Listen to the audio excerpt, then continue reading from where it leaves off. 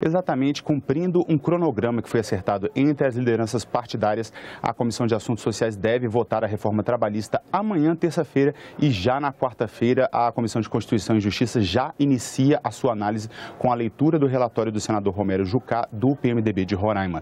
Jucá já antecipou que vai manter o texto que foi aprovado pela Câmara dos Deputados, assim como fez Ricardo Ferraço, do PSDB do Espírito Santo, que foi relator nas outras duas comissões que analisam a proposta, a de Assuntos Sociais e a de Assuntos Econômicos.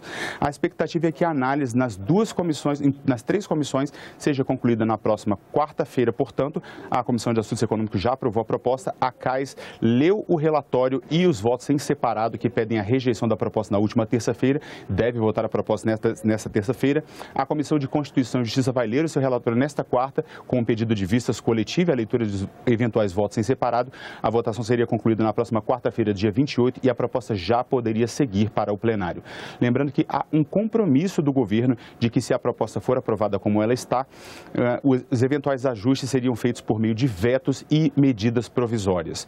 O tema principal da proposta, que é a prioridade da negociação coletiva sobre a lei, vai ser mantido. Devem ser regulados por vetos e medidas provisórias o trabalho insalubre de mulheres grávidas e o trabalho intermitente. A reforma trabalhista também acaba com a contribuição sindical obrigatória. Somente pagariam o imposto àqueles trabalhadores que são filiados a sindicatos. Esse tema também está sendo negociado entre o Planalto e as centrais sindicais, que pedem a manutenção da contribuição obrigatória ou ao menos uma regra de transição para a contribuição optativa de 2 até 4 anos. Fragoso, e a renegociação das dívidas dos estados, ela volta à discussão na Comissão de Assuntos Econômicos, é isso? Exato, André. Está na pauta da Comissão de Assuntos Econômicos um projeto de resolução que regulamenta duas leis complementares. Uma foi aprovada no fim do ano passado e a outra foi aprovada em maio deste ano pelo Senado.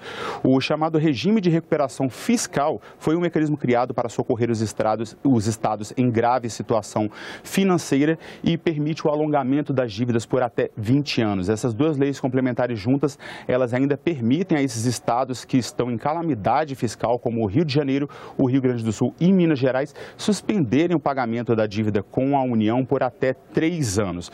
Mas para isso os estados devem assumir compromissos como congelar os salários dos servidores e privatizar as empresas financeiras de energia e de saneamento. Está na pauta da Comissão de Assuntos Econômicos ainda um outro projeto de resolução que deixa claro que o refinanciamento dessas dívidas dos estados, ele não é contabilizado nos limites globais da dívida pública. Isso significa que esse limite não será contabilizado. Quando esse limite é ultrapassado, os estados ficam impedidos de receber recursos federais. O projeto trata ainda da garantia da União a empréstimos contraídos pelos estados e municípios. O objetivo é impor um limite anual aos empréstimos, atrelado à meta de resultado primário e à capacidade de pagamento dos estados.